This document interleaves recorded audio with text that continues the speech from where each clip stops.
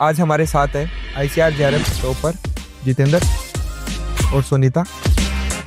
Northern हमारी state है, जितने भी चाहे राजस्थान हो, यूपी हो, MP हो या हिमाचल हो, हरियाणा हो, इन स्टेट्स में क्या है एंटोमोलॉजी को लेकर बहुत प्रीवियस ईयर क्वेश्चन कौन से टॉपिक से आ रहे हैं, किस प्रकार के क्वेश्चन आ रहे हैं, तो वो कितना ज़रूरी है तैयारी करने से पहले। कुछ को पता ही नहीं है कि क्वेश्चन कहाँ से आ रहे हैं, वो रटने के लग रहे हैं। सर जो अभी JRF की तैयारी कर रहे हैं उनके लिए मैं एक बात कहना चाहूँगा कि जैसे वो अभी JRF की तैयारी कर रहे हैं तो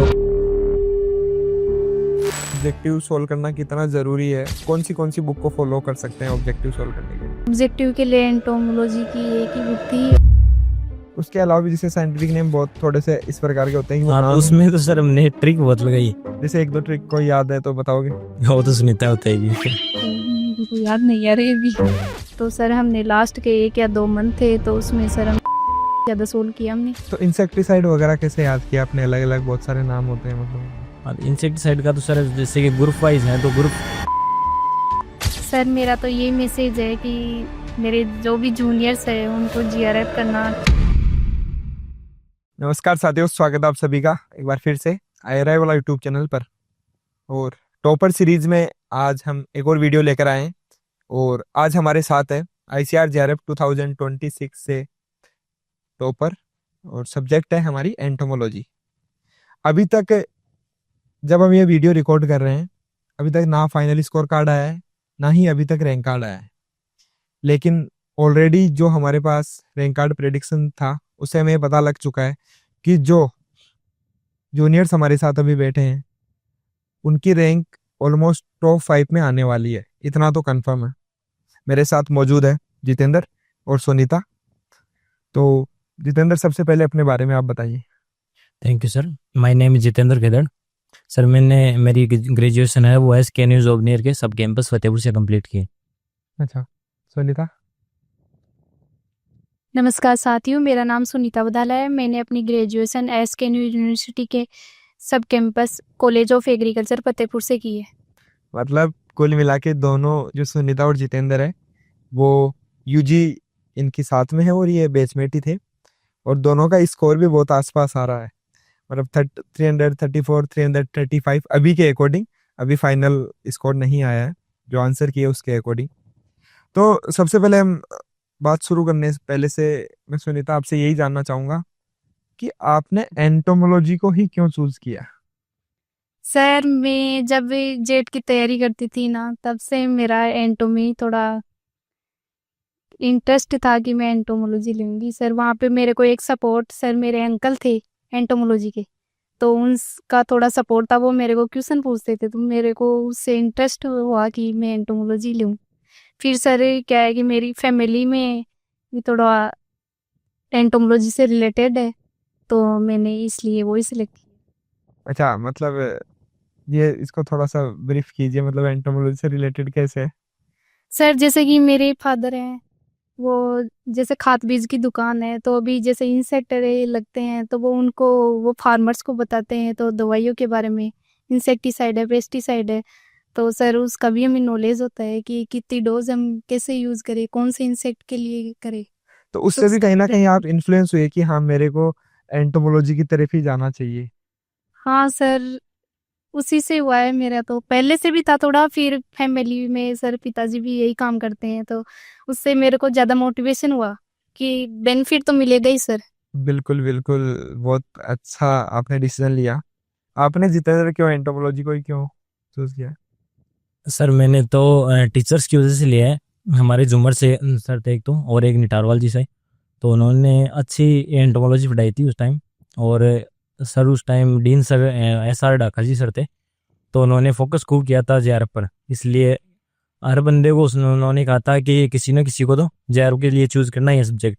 बिल्कुल। तो मैंने इसलिए वो एंटोमोलॉजी सब्जेक्ट चूज किया सर। नहीं तो एंटोमोलॉजी से तो सबसे ज्यादा डर लगता है जब हम ग्रेजुएशन में होते हैं और जब आई थिंक सेकेंड ईयर के सेकेंड सेमेस्टर में वो कोर्स आता है 64 इंसेक्ट, हाँ, या थर्ड ईयर के फर्स्ट सेम में आता है वो। थर्ड ईयर के फर्स्ट सेम। थर्ड ईयर के फर्स्ट सेम में वो कोर्स आता है, तो एंटोमोलॉजी से काफी डर लगता है और वो इंसेक्ट याद ही हाँ नहीं सर, होता। हाँ तो फिर आपने ये नहीं लगा कि यार मैं कर पाऊंगा या नहीं इससे? सर, वो डर इसलिए लगता है क्योंकि वो कन्वर्सेशन नहीं करते सर, डिस्कशन नहीं करते। अगर एंटोमोलॉजी मतलब ऐसा सब्जेक्ट है जिसमें जितना ज़्यादा आप डिस्कशन करोगे उतना ही ज़्यादा याद होगी वो, तो मतलब रटने वाला सब्जेक्ट है जिसमें ज़्यादा रटने की कैपेसिटी है वही मतलब करेगा इसमें। ये तो रटने के अलावा कंसेप्ट्स भी होते होंगे जिनको मतलब हमें। नहीं, कंसेप्ट तो सर बहुत कम होते हैं, पूरी रटने वाली मतलब इसमें है सारा सिस्टम।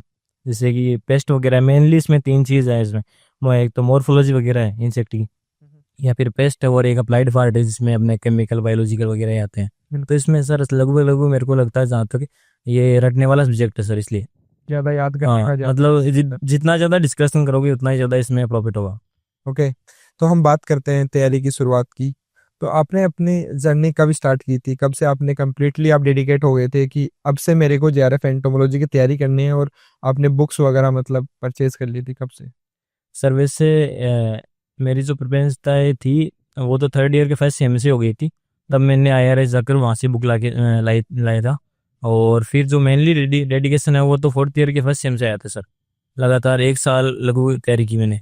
सीरियसली आपने 4th ईयर के Yes, sir. फर्स्ट सेमेस्टर से ही स्टार्ट की थी? हाँ सुनीता आपने? सर मैंने भी थर्ड ईयर का जो फर्स्ट सेम था उसी में सर मैंने भी दिल्ली से ही बुक मंगवाई थी। सर फिर क्या है कि थर्ड ईयर में वो एग्जाम आती है सेमेस्टर वाइज, तो उसमें इतना कम ध्यान दिया हमने। पर सर 4th ईयर के फर्स्ट सेमेस्टर में हमने फुल तैयारी की थी, फर्स्ट ईयर के फर्स्ट सेम से ही सर। फिर सर आप 1 साल बहुत काफी होता है उसके लिए। 1 साल तो आपने सीरियसली तैयारी की, फिर उसके बाद में तो सबसे पहले आपने सुनीता कौन सी आपकी क्या कंप्लीट बुक लिस्ट थी जो आपने फॉलो की, और सबसे पहले आपने कौन सी बुक से स्टार्ट किया तैयारी करना? सर सबसे पहले एंटोमोलॉजी के लिए तो एक इंसेक्टा बुक है, वो सबसे बेस्ट है। उसमें क्या है सर, कंसेप्ट है, फिर जो हम उस कंसेप्ट को समझ पाएंगे ना उसके बाद में जो आगे का है उसको समझ पाएंगे। तो सबसे पहले आपने इंसेक्टा बुक से आपने अपना पढ़ना शुरू किया, हाँ सर। फिर उसके बाद? सर उसके बाद अप्लाइड है, ट्रीटाइज भी ली सर हमने। एक हैंडबुक ऑफ एंटोमोलॉजी थी, निमेटोलॉजी की थी, टेक्स्ट बुक ऑफ निमेटोलॉजी, सर वो हमने प्रीफर की थी। तो उन बुक्स को क्या आपने कंप्लीटली पढ़ा या फिर एक लिमिटेड पोर्शन ही वहां से देखा? नहीं सर, हमने वो बुक थी वो पूरी कंप्लीट पढ़ी थी। अच्छा। और सर ऐसा है एंटोमोलॉजी में, ऐसा है कि सर इसमें एक तो रटना होता है, दूसरा है कि जब तक हम ग्रुप डिस्कशन नहीं करेंगे ना तब तक सर इसमें इतना बेनिफिट नहीं होगा। जैसे कि सर हम 5 साथ थे अच्छा, हमारी क्लास में, तो हम एक साथ बैठ के ग्रुप डिस्कस किया करते थे 1 या 2 घंटे। डेली? हाँ सर। और उसमें एक दूसरे से क्वेश्चन करते थे क्या? हाँ सर, क्वेश्चन करते थे सर, हमने ग्रुप भी बना रखा था हमारा, तो उस पे भी हमने क्वेश्चन डालते थे। तो मतलब ग्रुप डिस्कशन आप किस प्रकार से करते थे, मतलब ऐसे टारगेट देते थे कि आज ये टॉपिक हम पढ़ के आएंगे और इस टॉपिक से फिर आपस में क्वेश्चन करेंगे, या किस प्रकार से करते थे? सर ग्रुप डिस्कशन में ऐसा था कि हमने दोनों में ने भी ग्रुप बना रखा था, मतलब व्हाट्सएप पे दोनों ही जुड़ के थे उसमें।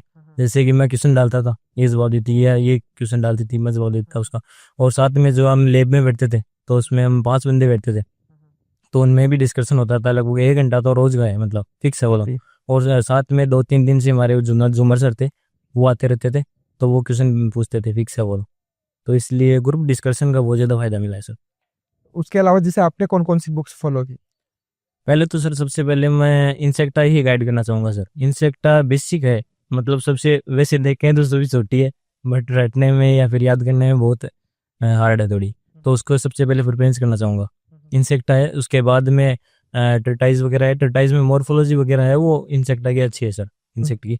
और उसके बाद में जो रिफ्रेशर है, रिफ्रेशर में से सबसे ज़्यादा क्वेश्चन आते हैं सर, मतलब 1 लाइन क्वेश्चन है उसमें आएगा ही 100% है वो तो। बिल्कुल। और उसके बाद में जो अप्लाइड है, मतलब पेस्ट वगैरह के लिए सबसे बढ़िया है अप्लाइड। और नेमेटोलॉजी है, नेमेटोलॉजी के लिए एक बुक काफ़ी है। तो बुक लिस्ट आपने बता दी, मतलब हाँ। कंप्लीट जो जो आपने फॉलो की। तो इनको मतलब जैसे इंसेक्ट्स को आप कैसे याद करते थे? इनके साइंटिफिक नेम हो गए, इनके ऑर्डर हो गए, तो इनको आपने किस प्रकार से डिवाइड किया? मॉर्फोलॉजी को किस प्रकार से आपने समझा? यस सर, जो हमारे 3rd ईयर के फर्स्ट सेम में जो पेस्ट आते हैं सर, उसमें हमने मतलब हम साथ में पढ़ते थे, तो हमने ऐसा किया कि जो पेस्ट जैसे जैसे पढ़ते थे उसमें गूगल से वो फोटो डाउनलोड करते थे। जैसे कि लार्वा स्टेज है उसकी की ली, और प्यूपा है उसकी कर ली, और एडल्ट की कर ली, तो उसकी सबकी एक पीपीटी बना लेते थे। अच्छा। हाँ, मेरे पास अभी भी पड़ी है वो, जो 74 इंसेक्ट है जो पेस्ट है अपने, उनकी सबकी पीपीटी है। तो वो जैसे दोबारा मतलब एक कोर्स है लगभग मैंने 1.5 महीने में कोर्स हो जाता था पूरा, एंटो का बहुत छोटा कोर्स है, तो उसमें जैसे दोबारा नंबर आता था तो एक बार पीपीटी बना ली, फिर उसके बाद में दोबारा उसको इनसे वो पेस्ट को देखना नहीं पड़ता था, फिर पीपीटी से याद कर लेते थे सीधा, तो वो अभी तक ऐसे माइंड में है। अच्छा, आपने उनकी फोटोज, क्योंकि हाँ हाँ, फोटो हमारी गूगल से उठा कर। हमारी जो मेमोरी होती है वो हम हाँ फोटो देखते हैं तो हमें ज्यादा ज्यादा याद याद रहता होता है। है और ज्यादा अच्छे से याद। हाँ, तो पीपीटी से खूब फायदा मिला है हमें। अच्छा, उस तरीके से हाँ आपने याद किया। उसके अलावा भी जैसे साइंटिफिक नेम बहुत थोड़े से इस प्रकार के होते हैं कि वो हाँ, तो नाम, उसमें तो सर हमने ट्रिक बहुत लगाई। ट्रिक्स बनाई हाँ आपने, ट्रिक। अपनी खुद की ट्रिक बनाई हाँ आपने ट्रिक अपने बनाई है सर। अकॉर्डिंग। हाँ, जैसे एक दो ट्रिक को याद है तो बताओगे? वो तो सुनीता बताएगी। मेरे को याद नहीं आ रही है अभी। कोई बात नहीं, मतलब आपने जो भी है कंप्लीटली उसको ट्रिक से ही याद किया पूरा, जितना भी इंसेक्ट वगैरह जो हुआ करते थे। उसके अलावा जैसे ऑब्जेक्टिव की हम बात करते हैं, ऑब्जेक्टिव सोल्व करना कितना जरूरी है कोई भी जीआरएफ की तैयारी करता है, और किस प्रकार से कौन सी बुक को फॉलो कर सकते हैं ऑब्जेक्टिव सोल्व करने के लिए? सर मैंने तो ऑब्जेक्टिव के लिए एंटोमोलॉजी की एक ही बुक थी, ऑब्जेक्टिव ऑफ एंटोमोलॉजी, वही प्रीफर की थी, टीवी प्रसाद की। अच्छा। सर वो अच्छी थी। जैसे जैसे सर हम एक टॉपिक वाइज लेते थे कि आज हम ये टॉपिक कंप्लीट करेंगे, तो कॉलेज में आते थे सर, हम सुबह 8 बजे से फिर 5 बजे जाते थे। तो सर कॉलेज में तो हम जो बुक थी उनको पढ़ते थे, फिर शाम को हम डिसाइड करते थे कि हम शाम को जाके ये ऑब्जेक्टिव सोल्व करेंगे। उससे क्या है कि सर जो हमने पढ़ा है ना, उसका पता लगता है कि हमें कितना आ रहा है ऑब्जेक्टिव सोल्व करने से। सर फिर ये IRI वाला टेस्ट था, वो भी ज्वाइन किया सर, उससे मुझे बहुत बेनिफिट मिला। अच्छा, जो लास्ट में हमने कंडक्ट करवाया था, all India free mock test जो करवाया था, हाँ यस सर। तो कॉन्फिडेंस बूस्ट हुआ होगा उससे भी? Yes sir. अच्छे नंबर आते हैं तो हमें सामने लगता है कि हाँ यार, जो हम पढ़ रहे हैं वो ठीक कर रहे हैं। Yes sir. अब जैसे आप लोगों ने मतलब जो है मोस्टली, जैसे हम बात करते हैं, आपने ज्यादा उन बुक्स पे ज्यादा फोकस किया जितना मैं जान पा रहा हूँ, कि जिनमें डायरेक्टली कंटेंट दिया हुआ है। मोस्टली बुक्स आपने वही प्रेफर की यस सर। जिसमें डायरेक्टली कंटेंट दिया हुआ है। और पीवाईक्यू एनालिसिस आपने किया मतलब तैयारी करने से पहले, या रेगुलरली आप पीवाईक्यूज को क्या देखते रहते थे, प्रीवियस ईयर क्वेश्चंस को? Yes sir. वो 6 महीने सर, एक साल में, साल भर में तो हम पूरे देखे नहीं, लास्ट में जो 1-2 महीना रहता है उसमें हमने सर जैसे ऑब्जेक्टिव ज़्यादा सोल्व करने होते हैं, उसे हमें ये लगता है कि हमने साल भर में क्या पढ़ा है। तो सर हमने लास्ट के 1 या 2 मंथ थे तो उसमें सर हम ऑब्जेक्टिव ज़्यादा सोल्व किया हमने। तो पीवाईक्यू वगैरह एनालिसिस आपने किया उसके अंदर, यस। जितने भी कि प्रीवियस ईयर क्वेश्चन यस। कौन से टॉपिक से आ रहे हैं, किस प्रकार के क्वेश्चन आ रहे हैं, तो वो कितना जरूरी है तैयारी करने से पहले पीवाईक्यू एनालिसिस करना? सर जो अभी जेआरएफ की तैयारी कर रहे हैं उनके लिए मैं एक बात कहना चाहूँगा कि जैसे वो अभी जेआरएफ की तैयारी कर रहे हैं तो प्रीवियस ईयर क्वेश्चन है वो बहुत ज़्यादा ज़रूरी है। उनको देख कर ही आगे मतलब कंटेंट पढ़ना चाहिए कि किस हिसाब से क्वेश्चन है वो उठ रहा है पीछे से, किस हिसाब से क्वेश्चन बना रहा है बंदा, तो उस हिसाब से पढ़ रहे हैं। ऐसे कुछ को पता ही नहीं है कि क्वेश्चन कहाँ से आ रहे हैं, वो रटने के लग रहे हैं, उनको पता ही नहीं है क्वेश्चन कहाँ से आ रहा है। तो इसलिए क्वेश्चन बहुत ज़रूरी है पीछे वाले की। लगभग जो 5 साल की जो क्वेश्चन पेपर है उनको देखो पहले, उसके बाद में कंटेंट पढ़ो कि क्या क्वेश्चन है वो कहाँ से उठ रहा है।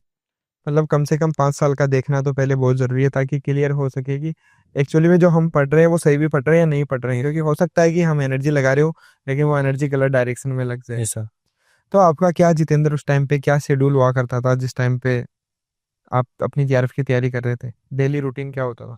सर डेली रूटीन तो ये था, लगभग 6 बजे सुबह उठते थे, उसके बाद में 1-2 घंटे सुबह लगभग जनरल एग्रीकल्चर पढ़ता था सुबह में जनरली। उसके बाद में लगभग 9 बजे के लगभग कॉलेज चले जाते थे।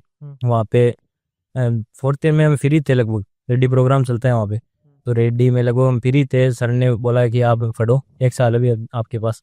तो हमने 1 साल फिर लैब में बैठते थे, लैब में हम दोनों साथ ही बैठते थे सर, साथ में पढ़ते थे। और उसके बाद में 1-1.5 घंटा है वो ग्रुप डिस्कशन होता था दिन में? हाँ बिल्कुल।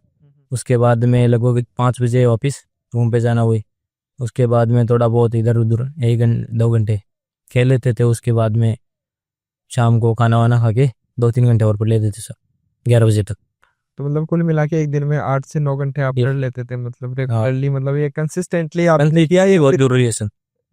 जैसे कंसिस्टेंसी बहुत जरूरी है, लेकिन कंसिस्टेंसी उतना ही उससे ज्यादा जरूरी है कि किस प्रकार से बनाए आपने, कैसे कंसिस्टेंसी बनाई, क्योंकि हम करते हैं 5 से 10 दिन सब लोग कर लेते हैं, लेकिन फिर एक कहीं ना कहीं डिस्ट्रैक्शन होता है, कभी हमारा घर पे जाना हो गया या कभी कोई काम हो गया उसकी वजह से हम 1-2 दिन नहीं पढ़ पाए, तो फिर कंटिन्यू कैसे कर पाते थे आप?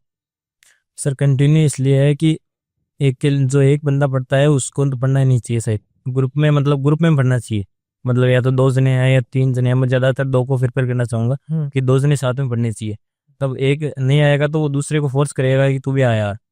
तो इसलिए, और कॉलेज में हम रोज डेली जाते थे, तो डेली जाने से वो रूटीन बन जाता था। अगर मैंने रूम मतलब संडे के दिन रूम पर भी रुकते थे, पर उतनी पढ़ाई नहीं होती थी।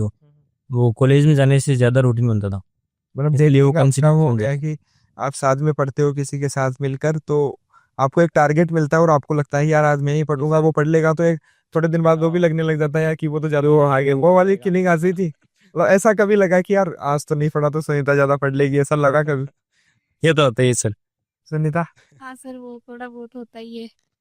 ऐसा लगा कभी कि आज तो जीतू पढ़ लिया, आज मैं क्या कर रही हूँ, मतलब ऐसा लगा कभी? हाँ सर, वो तो होता ही है कि उसने आज वो टॉपिक पढ़ लिया, मैंने नहीं पढ़ा, तो वो पीछे रह तो जाता है। प्रेशर बनता है, तो मतलब कंसिस्टेंसी तो चल के आती है फिर हाँ आगे से सर, वो कि अब तो करना पड़ेगा। ये सर। ऐसा हुआ कभी कि आज दिन में आप नहीं पढ़ पाए और आपको लगा कि यार जीतू ने पढ़ लिया होगा, मैं करती हूँ रात को ज्यादा, आपने एफर्ट्स लगाए हो कभी ऐसा?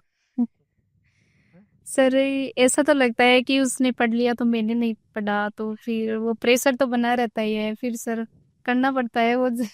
और आपस में जैसे आप बता रहे हो डिस्कशन करते थे, तो कभी कभी क्वेश्चन नहीं आया तो फिर क्या एक दूसरे को समझा देते थे कि हाँ यार ये नहीं ऐसे होगा और ये इंपॉर्टेंट है, मैंने वहां पे देखा था, मतलब कितना आप कंटेंट कितना शेयर करते थे आपस में, मतलब कुछ भी नई चीज मिली जैसे आपको कहीं पे, कभी गूगल के थ्रू हमें नई जानकारी मिल जाती है, तो क्या उसको आप शेयर करते थे आपस में? हाँ सर, वो हम ग्रुप बना रखा था, उस पे हम दोनों शेयर करते थे।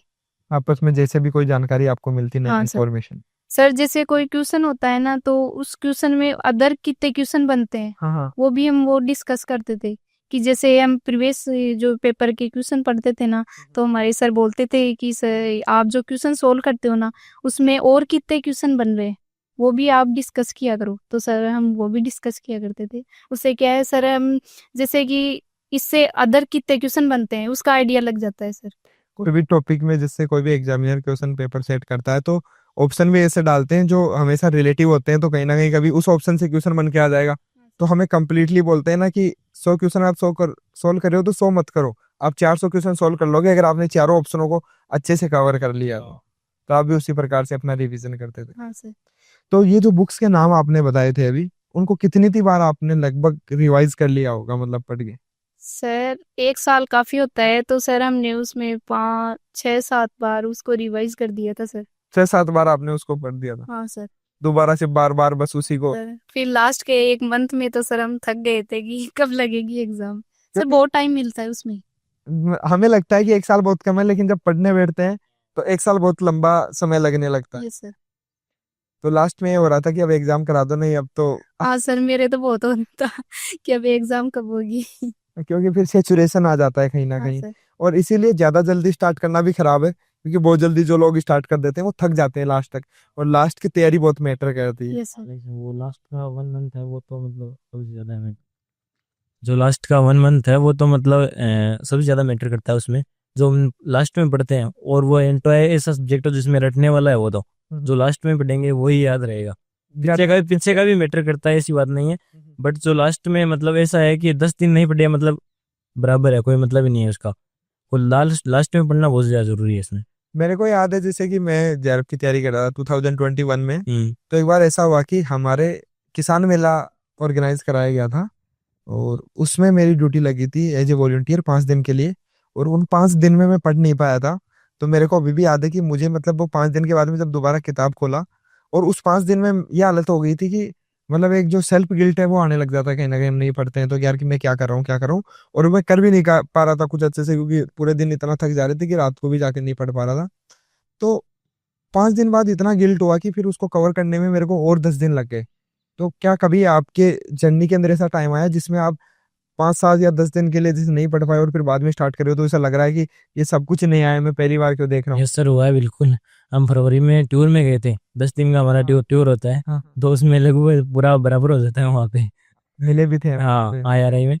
तो फिर वहाँ पे वापस आके स्टार्ट करते हैं तो ऐसा लगता है सब कुछ बराबर है, वापस स्टार्टिंग से करना है। तो वो तो होता ही है सर। अच्छा, तो टूर के बाद आके वापस से कैसे मूड बनाया, मतलब पढ़ने का? सुनीता लगा होगा अब तो घूम के आए हो, क्योंकि 10 दिन चिल मारने के बाद, क्योंकि वो 10 दिन का टाइम नहीं होता, वो टाइम होता है ऐसा लगता है कि अब तो सालों बीत गई, कि अब वापस से उन किताबों को उठाना कितना मुश्किल रहा। सर, जैसे हम टूर पे गए तब तो हम फ्री माइंड थे, फिर जैसे ही हम आए तो हमें ऐसा लगा कि अभी एग्ज़ाम है, उसका भी प्रेशर बना रहता है सर। फिर टीचर्स भी हमारे बोलते थे कि अभी एग्ज़ाम आने वाली है। तो सर सबसे गाइड तो हमें सबसे ज़्यादा टीचर्स ने किया वहाँ से। और सर फिर हमें भी ये है कि कहीं जीआरएफ में सिलेक्शन होगा या नहीं होगा।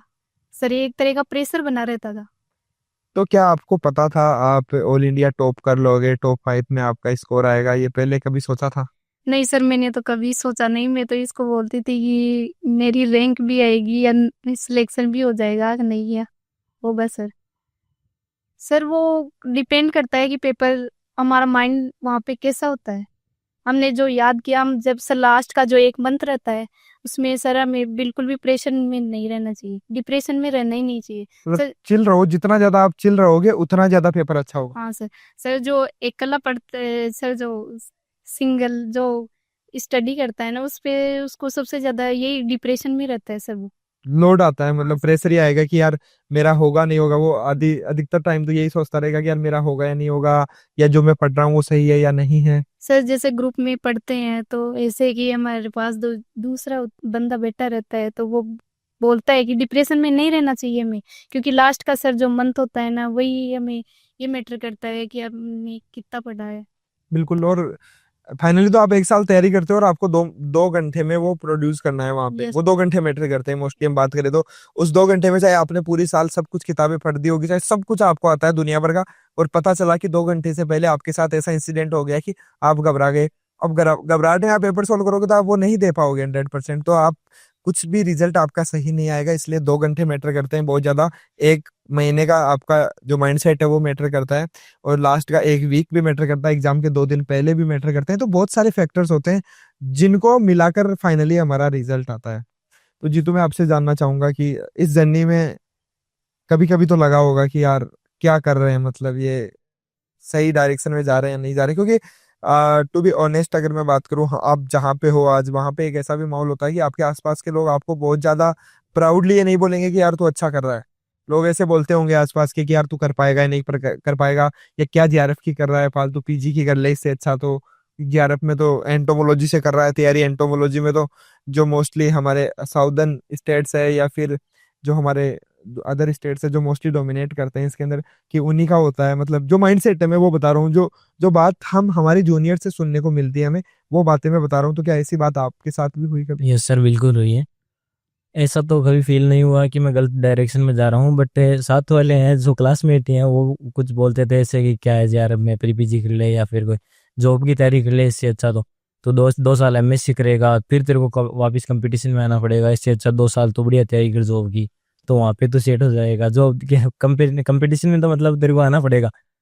तो वो तो सुनते थे, बट मैंने जेआरएफ की जो वो है तैयारी, वो कंटिन्यू रखी थी सर। आपने लोगों को इग्नोर मारा। Yes sir. ये लोगों का काम है कुछ कहना, लोग तो कुछ कहेंगे। Yes sir.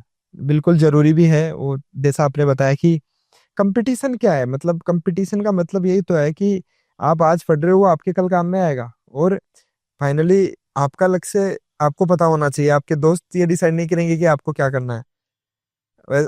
आप एमएससी भी करोगे तो आप एमएससी तभी करो ना, आपको उसी फील्ड में रहना है। अगर आप एंटोमोलॉजी में रहना है, आगे आपको रिसर्चर बनना है, उसी के अंदर साइंटिस्ट बनना है, या फिर आप एंटोमोलॉजी में अपना कहीं पे स्कोप देखते हो, तभी मास्टर्स करना चाहिए। मास्टर्स का मतलब ही क्या है कि आप अब इस सब्जेक्ट में मास्टर बनोगे। और प्री पीजी की बात करते हैं मोस्टली जो राजस्थान के लोग होते हैं वो करते हैं बहुत, मुझे पता है। इवन बहुत लोग जीआरएफ की तैयारी करते हैं, जो उसमें तैयारी और 3 महीने करते हैं और उसके बाद प्री पीजी पे आ जाते हैं। पता नहीं उनको प्री पीजी इतना आसान क्यों लगता है, जबकि मैं खुली मतलब चेतावनी की, या मैं मतलब बोलता हूँ कि प्री पीजी से ज्यादा इजी जीआरएफ। Yes sir. क्योंकि आपको एक सब्जेक्ट पढ़ना है, एक वो भी आपके सब्जेक्ट पढ़ना इंटरेस्ट है, का। एक इंटरेस्ट पे सब्जेक्ट पढ़ना है। पढ़ना है, और वो भी आपके इंटरेस्ट का। उसमें 17 से 18 सब्जेक्ट पढ़ना है, जिनमें से हो सकता है आपको कम से कम 3-4 में तो इंटरेस्ट होगा ही नहीं, कंफर्म है। हाँ। उनमें तो कभी इंटरेस्ट बन ही नहीं पाएगा। तो हम कैसे वहां पे 100% दे सकते हैं? वहां पे कोई श्योरिटी नहीं होती है हमें कौन सी सब्जेक्ट मिलने वाली है। यस बाद सर। में पता ही नहीं हमें कि आपको कौन सी सब्जेक्ट मिलेगी काउंसलिंग के अंदर। तो इसीलिए जेआरएफ बहुत ज्यादा बेटर है हमारे, अगर हम बात करते हैं। सुनीता, इसके अलावा मैं आपसे जानना चाहूंगा कि जो आपकी ये जर्नी रही 1 साल की, उसे आपने क्या सीखा? मतलब कोई भी तैयारी करते हैं, नॉट ओनली जेआरएफ, कोई भी कॉम्पिटिटिव एग्जाम की तैयारी करते हैं तो उसमें कौन से 3-4 पॉइंट है जो सबसे ज्यादा जरूरी है, जो एक एस्पिरेंट को तैयारी करने से पहले अपने दिमाग में रखना चाहिए? सर पहले तैयारी करने से पहले तो हमें ये डिसाइड करना चाहिए कि हमें कौन सा सब्जेक्ट सेलेक्ट करना है, हमारा कौन सा इंटरेस्ट है, हमें बिल्कुल, कौन सा सब्जेक्ट में। सब्जेक्ट में इंटरेस्ट होना चाहिए पहला। फिर सर जैसे हम एक गाइड करने वाला भी होना चाहिए सर। कई लोग होते हैं जो बोलते हैं कि जीआरएफ करके क्या करेगा। हाँ, मेंटोरशिप बहुत जरूरी है, यस मतलब सर। कि आपको एक राइट मेंटोरशिप मिले कि आपको क्या पढ़ना है, क्या नहीं पढ़ना, आप कोई से भी सब्जेक्ट से तैयारी कर रहे हो। Yes sir. बिल्कुल। तीसरा सर ये है कि माइंड में ये सेट करना चाहिए कि हमें ऐसा नहीं कि 10 दिन पढ़े फिर रुक जाए। सर कंसिस्टेंसी रहनी चाहिए, सब लगातार लोग सा बोलते हमें। हैं, सब जितने भी टॉपर है, कोई सी भी एग्जाम आप उठा के देख लो, जो सबसे मेन इंपॉर्टेंट चीज निकल के आती है लास्ट में, कंसिस्टेंसी और डिसिप्लिन, यस ये सबसे जरूरी है।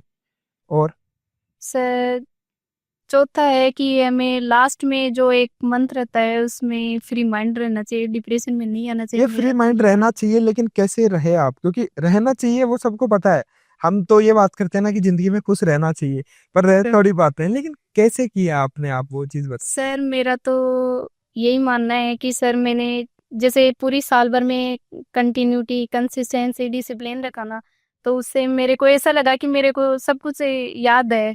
तो उससे सर जैसे कि हमें, जैसे हमने पूरी साल में कुछ टॉपिक नहीं पढ़ा तो हमें से जैसे लास्ट के मंथ में ऐसे रहता है कि हमने ये नहीं पढ़ा, तो सर वो डिप्रेशन सा हो जाता है। बिल्कुल सही बात है, हमें लास्ट तक टॉपिक कुछ भी नहीं छोड़ना चाहिए, कम से कम 1 महीने पहले से सब कुछ हमें कवर कर लेना चाहिए, ताकि हमारे फिर वो लोड ना आए कि यार मैंने ये नहीं कवर किया, मैंने वो कवर नहीं किया।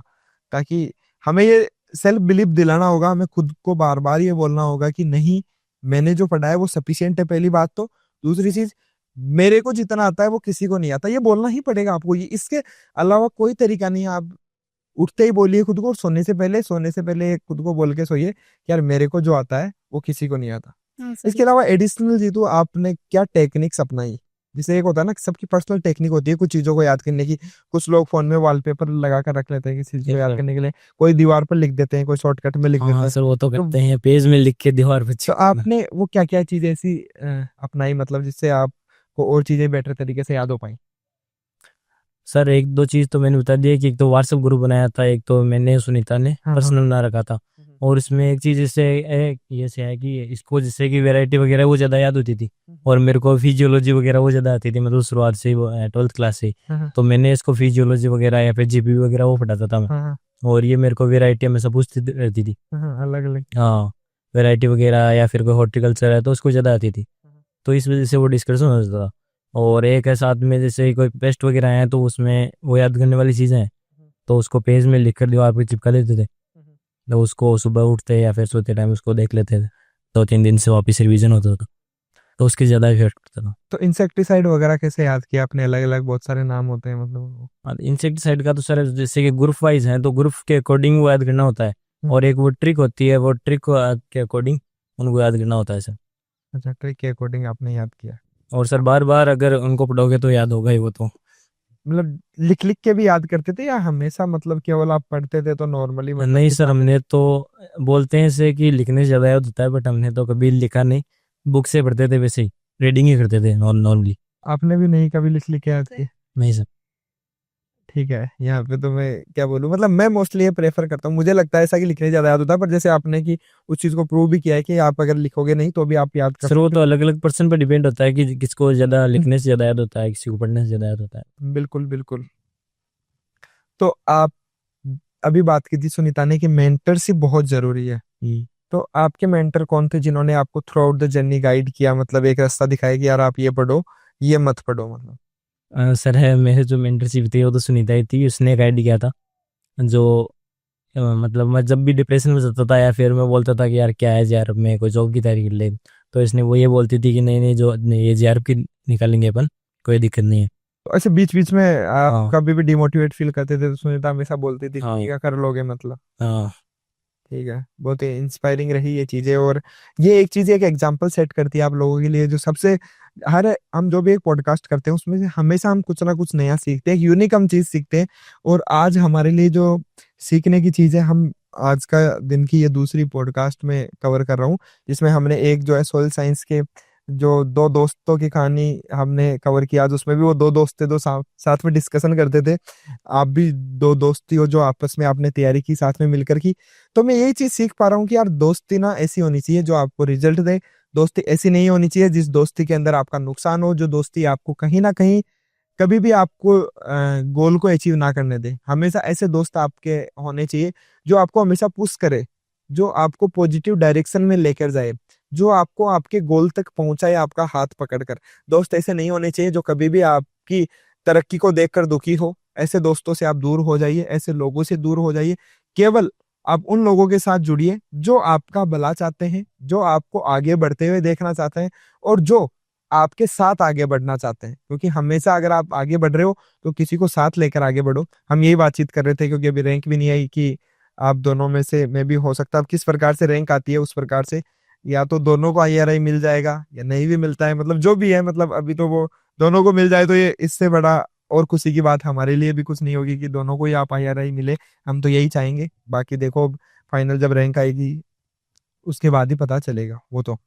ठीक है, IRI मिले ना मिले वो मैटर भी नहीं करता। मैटर ये करता है कि आप लोगों की जो जर्नी है वो काफी इंस्पायरिंग रही। और मोस्टली मैं बात करूंगा जो नॉर्दर्न हमारे स्टेट है, जितने भी, चाहे राजस्थान हो, यूपी हो, MP हो, या हिमाचल हो, हरियाणा हो, इन स्टेट्स में क्या है, एंटोमोलॉजी को लेकर बहुत डर है, जो मैंने महसूस किया है कि बहुत कम लोग तैयारी करते हैं।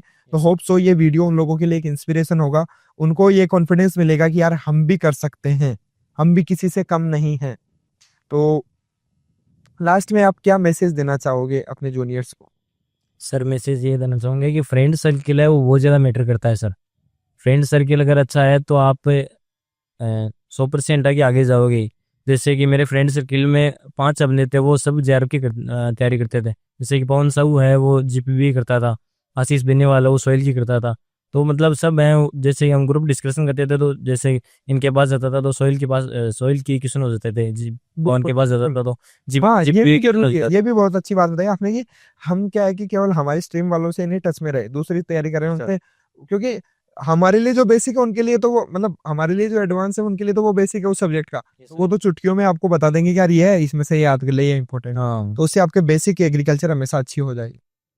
आप क्या सुनीता मैसेज देना चाहोगे अपने जूनियर्स को जो आपको सुन रहे हैं, जिनके लिए आप एक इंस्पिरेशन बन चुके हो? सर मेरा तो यही मैसेज है कि मेरे जो भी जूनियर्स है उनको GRF करना सही है सर, MSc की कंपैरिजन में। क्योंकि सर सिर्फ राजस्थान, PG के कंपैरिजन में? सर प्री PG के कंपैरिजन में। क्योंकि सर GRF में क्या है कि हमें रिसर्च का सर ज़्यादा नॉलेज होता है, उससे हमें पता लगता है कि रिसर्च कैसे करना है सर। उसमें यही कि सर हम आगे क्या कर सकते हैं। जैसे कि हम प्रोफेसर भी बनना चाहिए तो यदि रिसर्च में जाएंगे तो सर मैं हाँ, ज्यादा अगर JRF के थ्रू जाओगे तो आपको हमेशा एक बेनिफिट मिलता है, अच्छा ये कैंपस अलॉट होगा, अच्छी फेलोशिप के साथ अपनी मास्टर्स आप अच्छे कैंपस से आप करोगे। तो जूनियर्स के लिए क्या मैसेज है कि वो तैयारी स्टार्ट कब करे, कैसे करे, और through out the journey? Sir मेरा तो यही मानना है कि सर मैंने तो क्या है 3rd ईयर में स्टार्ट की थी। वैसे इनसेक्टा बुक थी, उसको धीरे धीरे पढ़ा था। फिर लास्ट के सर 1 साल बहुत है 4th ईयर में। मतलब 1 साल में कर लेंगे, यस बस सर। बस शुरुआत कर दो। हाँ सर, लास्ट का जो एक मंथ रहता है वो सबसे सर मेन डिपेंड करता है कि आप जितना भी आप सिलेबस पढ़ा है हमने पूरा, सर उसको एक एक मंथ में कंप्लीट करना चाहिए सर हमें। कि हमें ये भी ये रहे कि हमें सब कुछ आता है, लास्ट में ये नहीं रहे कि ये टॉपिक रह गया। बिल्कुल बिल्कुल।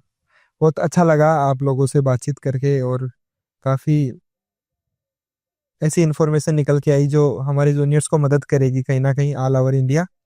So thank you so much. और लास्ट में मैं यही बोलना चाहूँगा कि जो जर्नी रही है सुनीता की और जितेंद्र की, वो काफ़ी इंस्पायरिंग रही है। तो उससे आप बहुत कुछ सीख सकते हो। सीखने की चीज़ें ये हैं जो मैंने सीखी है। एक तो अपने जो सोर्सेज है वो डिफाइंड रखो। बहुत अनलिमिटेड सोर्सेज को आप फॉलो मत करो। जो आपके डिफाइंड सोर्सेज है उन्हीं को आप बार बार पढ़ो। 5 से 6 बार, कितनी बार भी आप रिवाइज करो, तब तक रिवाइज करो जब तक आपको वो टिप्स पे ना हो जाए। दूसरी चीज़, हमेशा डिस्कशन करो। आप अपने जो पीयर ग्रुप है, आपका जो कलीग्स है, उनके साथ हमेशा डिस्कशन करोगे। कभी भी ये मत सोचो कि यार मैं अकेला अकेला पढ़ लेता हूँ। छुपाने की कुछ भी कोशिश मत करो। ज्ञान हमेशा बांटने से बढ़ता है, शेयरिंग इज केयरिंग। तो हमेशा शेयर करते रहिए अपना नॉलेज। तीसरी चीज, कंसिस्टेंसी एंड डिसिप्लिन, जो कि अगर आपको अचीव करना है आपका गोल, अगर आपके सपने बड़े हैं तो सपने बड़े देखना बड़ी बात नहीं है। सपनों के लिए आप कितना एफर्ट्स लगाते हो वो बड़ी बात है। तो अपनी जो कंसिस्टेंसी है, डिसिप्लिन, उसको आप मेंटेन रखिए और एक दिन आपको पता भी नहीं चलेगा और आप अपने गोल को अचीव कर लोगे। जब जर्नी में होते हैं तो हमें लगता है कि मेरा सिलेक्शन भी होगा या नहीं होता है, और जब रिजल्ट आता है तो पता चलता है कि आप टॉप कर रहे हो। तो हम पहले हमारे को डिफाइन नहीं कर सकते हम क्या करने वाले हैं, क्योंकि हम 2 घंटे में जाके क्या परफॉर्मेंस देंगे वो रिजल्ट हमारा बताएगा। तो अच्छे से आप तैयारी कीजिए और कभी भी डाउटफुल ना होइए कि यार एंटोमोलॉजी से हम नहीं कर पाएंगे, आप कर सकते हो और आप कर लोगे। बस खुद पे विश्वास रखिएगा। इसी जर्नी को जैसे सुनीता और जितेंद्र ने जिस प्रकार से तैयारी की, हो सकता है इनके लिए स्टार्टिंग में थोड़ा बहुत मुश्किल भी हुआ हो चीज़ों को समझना, बट हम आगे हमारे लिए जो जूनियर्स है उनके लिए हम इस चीज़ को और आसान बनाना चाहते हैं कि और एफिशिएंटली आप उस चीज़ को कर पाओ। इसके लिए IRI वाला इस बार इंसेक्टा 2.0 नाम से ICAR JRF के एक्सपीरियंस के लिए कोर्स लॉन्च कर चुका है। ऑलरेडी हम एग्रोनॉमी और सॉइल के अंदर 2025 में के लिए हम बेस रन कर रहे थे, फसल 1.0 और भूमि 1.0, और 2 कोर्सेज को हमने इतना एफिशिएंटली रन किया कि लगातार डिमांड आ रही थी कि सर अदर सब्जेक्ट के अंदर भी आप जो IRI के मेंटोर्स है, जैसे इस बार हमारे साथ जैसे जितेंद्र और सुनीता है, तो ये आपको 1 to 1 अब ये गाइड करेंगे आपको हर जैसे जितने भी यूनिट है उसके बारे में आपको कंप्लीटली मतलब थ्रू आउट द जर्नी साल में मतलब ये आपको बताते रहेंगे। इनके साथ हम आपके सेशंस हम करवाते रहेंगे जिसके अंदर ये आपको बताएंगे कि यार इस यूनिट में जो है इस चीज को इस प्रकार से फोकस करो, क्योंकि अभी तो हम बात कर रहे हैं पॉडकास्ट के थ्रू, लेकिन जब 1 to 1 इंटरेक्शन करेंगे चाहे वो जूम के थ्रू या किसी भी तरीके से, तो आप अपने क्वेश्चंस जो है वो एफिशिएंटली और इफेक्टिवली आप पूछ पाओगे। तो उसी जर्नी को आसान बनाने के लिए हमने ये सब कुछ शुरुआत की है। तो अगर आप हमारे साथ जुड़ना चाहते हो, IRI वाला के साथ अगर आप जुड़ना चाहते हो, तो नंबर आपको जो दिखाई दे रहे हैं स्क्रीन पे अभी, आप उन पे डायरेक्टली मैसेज कर सकते हो। अपना जो भी डाउट हो कि क्या मिलने वाला है आपको कोर्स के अंदर, क्या नहीं मिलने वाला है, कंप्लीट जानकारी आपको इस नंबर पे मिल जाएगी और जुड़ सकते हो। हम और आसान बनाएंगे उस जर्नी को, ताकि आप भी IRI जैसे इंस्टीट्यूट से या जो टॉप हमारे NDRI BHU, NDRI से तो नहीं होता है, BHU या फिर PAU HAU ऐसे इंस्टीट्यूट से आप अपनी मास्टर्स है वो एंटोमोलॉजी से कर सको। इसी प्रकार से आप देखते रहिए IRI वाला। और मैं आप दोनों को भी धन्यवाद बोलना चाहूंगा कि आपने अपना टाइम निकाला। और आप विश्वास नहीं करोगे, अभी जहाँ पे हम ये अभी तो हम सुनीता के घर पे ही है, तो इवन मैं बोल सकता हूँ कि दोनों ही मेरे ये पड़ोसी भी है।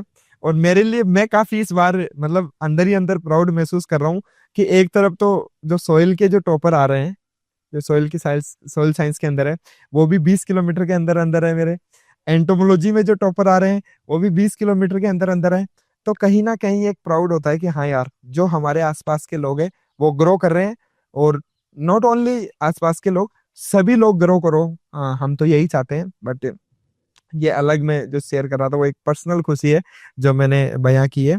तो जितेंद्र आप चल के आए यहाँ से सिक्कर से, तो उसके लिए भी आपका बहुत बहुत धन्यवाद। और सुनीता आपका भी बहुत बहुत धन्यवाद, आपने अपना टाइम निकाला और हमारे जूनियर्स के लिए जो है ये पूरा कंप्लीट गाइडेंस प्रोवाइड की।